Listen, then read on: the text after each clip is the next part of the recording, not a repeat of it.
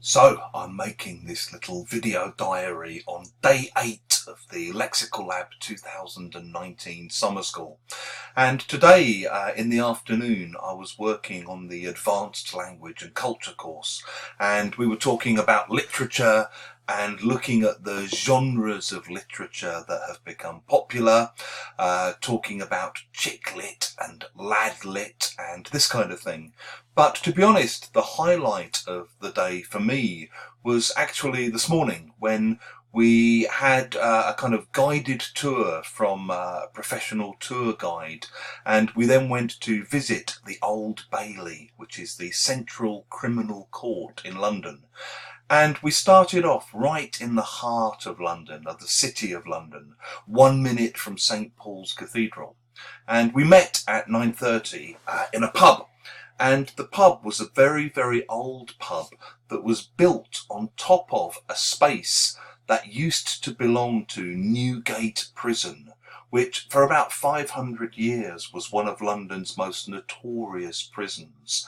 It was the scene of many a horrible ending to people's lives. And just over the road from the pub we were in, next to what's now the Old Bailey, were the old execution spaces where huge crowds, sometimes of up to 100,000 people, used to gather to watch public executions.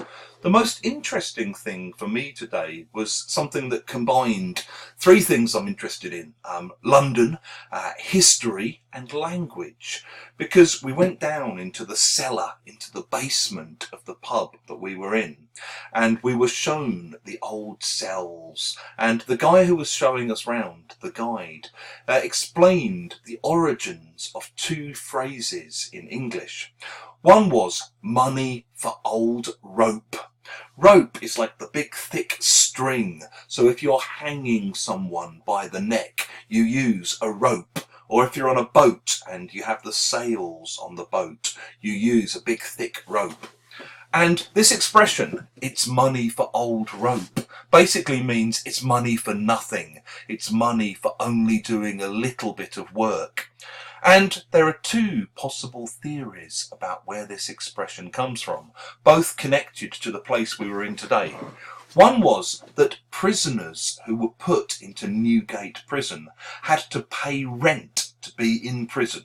They actually had to pay the prison for the pleasure and the privilege of staying in this horrific prison.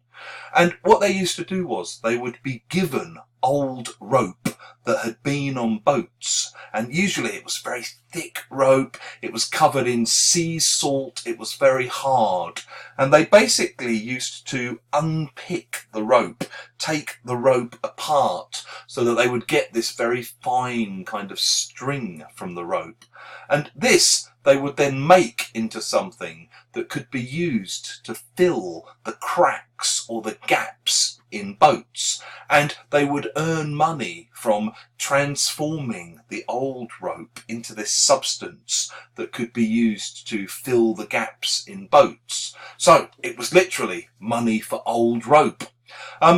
Interestingly, this was also where the expression work your fingers to the bone comes from, because these guys used to work so hard with their hands that literally their fingers would start bleeding. The flesh from the fingers would fall away and you'd almost feel the bones underneath.